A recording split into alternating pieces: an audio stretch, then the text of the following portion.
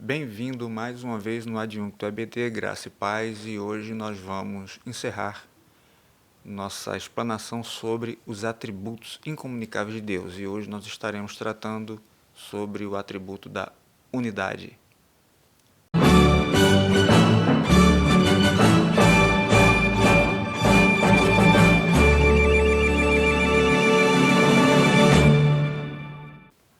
A unidade de Deus não é um atributo muito abordado, muito comentado.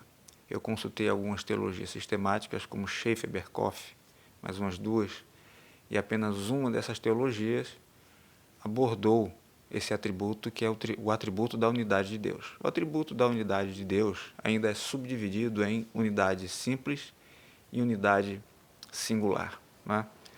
O que seria a unidade singular? Essa unidade estabelece esse atributo ou subatributo, estabelece que Deus é uma unidade singular no sentido de que só há um igual a Ele, só há um segundo a sua espécie, se é que essa palavra poderia ser utilizada para Deus. Na sua natureza não existe nenhum outro ser no universo igual a Ele. Nós, seres humanos, por exemplo, somos unidades plurais, porque eu não sou o único ser humano da face da Terra, porque tem você aí me ouvindo. O que é aquilo que é plural? Plural é aquilo que tem duas ou mais unidades, uma coisa plural. Se existe mais de um ser humano na Terra, o ser humano não pode ser uma unidade singular. Ele é uma unidade plural porque ele não é o único da sua espécie. Não é assim com Deus.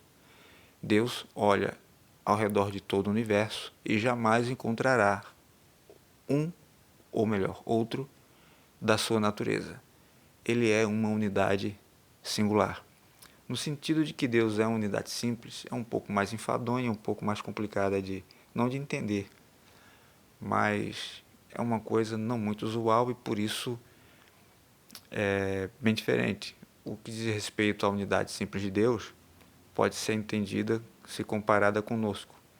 Nós somos uma unidade composta, porque não somos apenas uma matéria sólida, uma matéria única e pura, por assim dizer.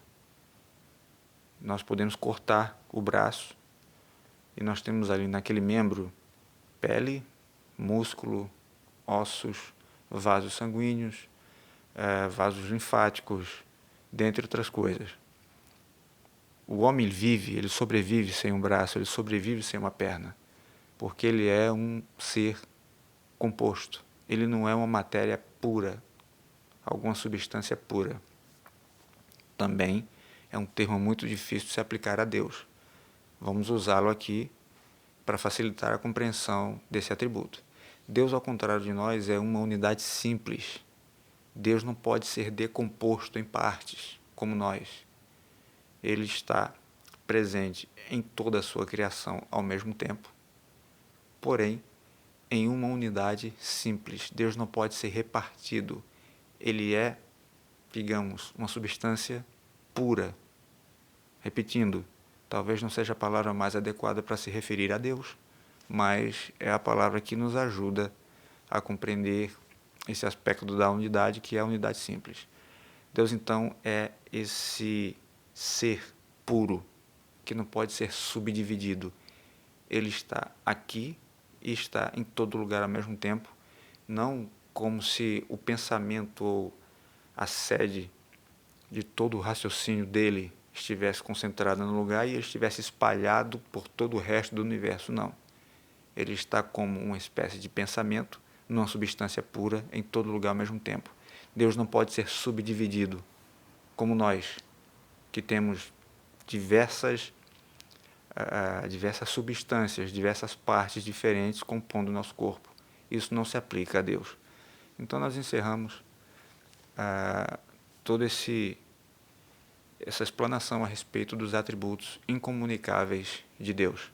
Trabalhamos lá atrás o atributo da existência autônoma ou autoexistência, no qual nós comentamos que Deus é causa sui, ele é a sua própria causa, muito embora ele não foi causado também é uma coisa difícil de entender, porque uma vez que alguma coisa é causada, tem uma causa, ela teve início, mas Deus não teve início, ok?